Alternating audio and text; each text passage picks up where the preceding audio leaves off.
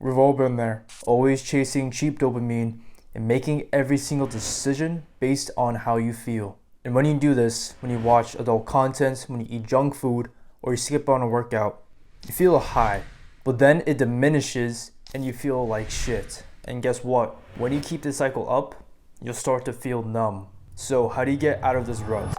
What should you do? The first thing that you should do is take a step back. So currently, you're stuck in a moment. So take a step back. Withdraw yourself from that situation that you're in. And then here's what you do. You get a piece of paper or a journal, take a pen or a pencil, and then start to write down these things. And these things are questions. So what questions should you answer? You have to ask yourself, why do you keep doing the same bad habits? Why are you eating junk food? Why are you skipping out on your workouts? Why are you keep touching your little pee-pee? After you write down these whys on why you do these bad habits, then you write down your ideal habits that you want to do. And in order to do that, you need to write an ideal self. So in your journal, on the piece of paper, after writing down why you do these bad habits, then write down on what your ideal self is, and then write the habits that your ideal self would do. So instead of just eating all day, being lazy, scrolling through your phone, for me, my ideal self would be going on walks, reading instead of being on my phone, not using my phone in the morning and scrolling in my bed, and eating healthier foods. And with the habits, that also means that you have to describe your ideal day. So with going through your day, what are the daily habits that you're doing? Like I said, you're not looking at your phone, but also you're taking daily walks. You might be meditating. You might be having more conversations with other people. You may be going to work on time, or you're doing a new project. What is your daily routine? What are the daily things that you're doing with your ideal self? And with knowing what you want to do, you also have to know what you don't want to do, which is why I wanted you to write down the bad habits that you're currently doing. And once you finish writing down these habits, you then can start to emulate your ideal self. So instead of always watching TV when you get home and putting on, some adult content, or you're eating Doritos, instead start to do what your ideal self does. Go home, maybe just change, go straight to the gym, maybe read a book, or do something that your ideal self would do instead of the constant bad habits that you keep replicating every single day. And the purpose of you writing down your habits and what you want to do is to make you visualize what you need to do. So if you can't identify what your bad habits are because you have to think about it, it's easier to write it down, and then you see like, wow, I'm doing all these bad habits that need to change. So writing down things help you visualize what you're doing wrong, but also helps you keep track of what you want to be doing, so then you're constantly reminded on what you should be doing instead. And with writing down things, you know where to go. Instead of having to come up with a concept in your brain, you're able to keep track of your thoughts. You're able to put it down on paper, so then you can take direction on where you need to go. Alright, the second thing you need to do is to starve your distractions. The reason why you're not taking action on the bad habits that you keep doing is because you are distracted. You are numb to every single thing that you do. For example, you may want to start something, but then you're distracted, and you keep going through this cycle. You want to start something, but then you're distracted again. And you keep forgetting to do that thing because you're pulled from the distraction. You may not know what is distracting you. So here are the common things that I've found that have distracted me. The first thing is, of course, social media. You have reels or shorts or TikToks that are at least 10 seconds long, and you just scroll. Each video, at least 10 seconds, new thing, new concept, which keeps increasing your dopamine. You're getting more dopamine because it's something new, something interesting, but then this diminishes your ability to focus, which means you aren't able to focus in the present because you're constantly watching these videos.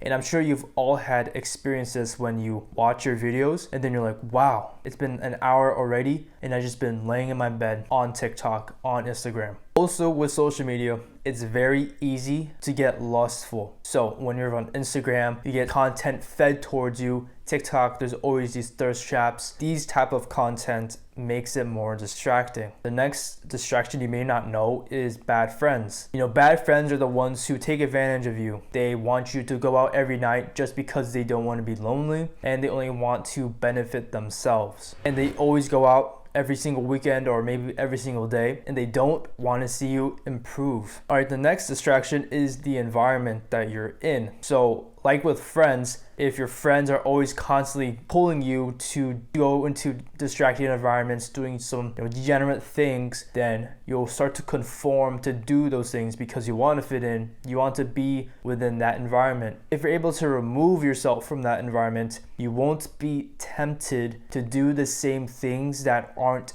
benefiting you. So instead of being in an environment that constantly wants to, people want to drink all the time, party, club, and you start to put yourself in a new environment where you're surrounded with people who want to improve themselves, they want to get better, they want to get stronger, you'll start to feel yourself improve because you want to be part of that group, which means you have to start doing the same or even better things that they are doing themselves. The last distraction, which I found very insightful, is what I consume. So this means your diet, but with diet, that also means your content. So with social media, you consume content. Content gives you certain ideas and feelings. So whenever you're watching a sad reel, you feel sad. But if you're watching a happy reel, you start to feel happy. And with the lustful content that you see, this will make you start to do degenerate things as well. So with that paper in your hand or on your desk, write down what is distracting you to then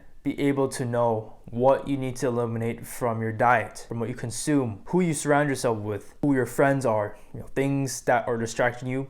Eliminate it from your list of distractions. Although I know it's hard to delete social media, especially Instagram, just start small. Unfollow the accounts that suggest lustful things, suggest degenerate things. Get out of your feed. Just start small. Until then, you can progressively start to dissociate yourself from social media. So for me, although I kind of want to cut my ties with social media, I have to be on here so then I can promote my content for you guys who are watching, can start to learn more about improving yourself. But even try it for a week. Delete Instagram and then eat healthier, work out, or even travel to a new environment or a new city.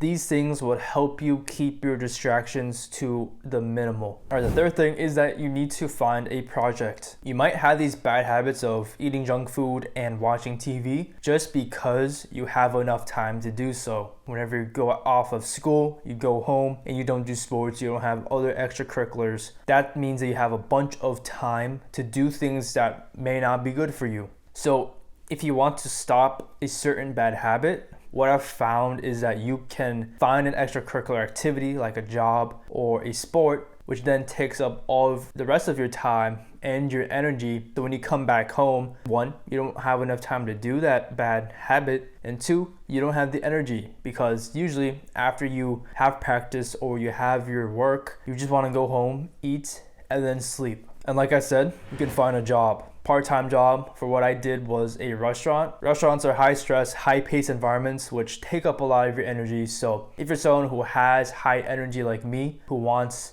their time sucked up and their energy, restaurants are the way to go. And even with that little time that I had to spare between working, my school, and afterwards, I had time to start editing videos and start making videos like this.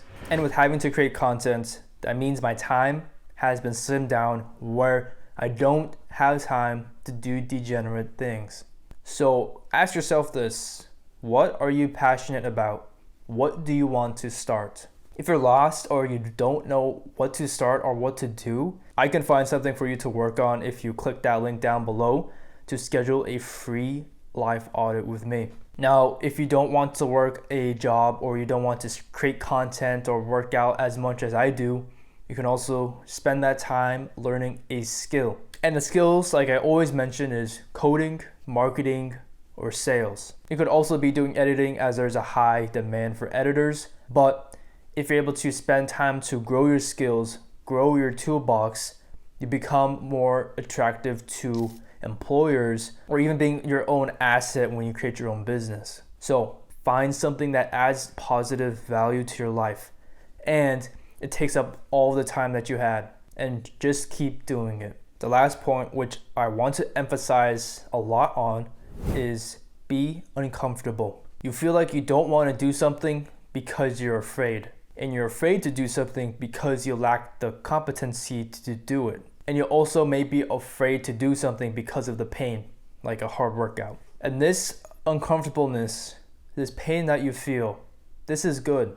And what I like to remind myself on is that you need to learn to be uncomfortable, because being uncomfortable adds stress, and stress makes yourself grow. Because if you don't have any uncomfortable moments or any times of stress, nothing changes. You don't learn how to adapt to it or overcome it. So what can you do to be uncomfortable? Wake up early, talk to more people, do hard workouts, have cold showers. Even learning something new, like I said with skills, it's hard to learn a new skill because there's a lack of competency, because you don't know how to do it, so you don't feel comfortable on doing it or keep doing it. Because you don't want to feel stupid, you don't want to feel like you're a fool doing this new thing, and you're afraid of failing and afraid of public opinions. So do something hard. Take that uncomfortable path. Like I keep saying, nothing will change if you keep chasing comfort. I'm sure many of you have heard these tips before, but people these days need to be reminded. Many people consume the content, but they lack applying the concepts, which means that they didn't learn from the video. Instead of watching the next video, click off and start applying these concepts.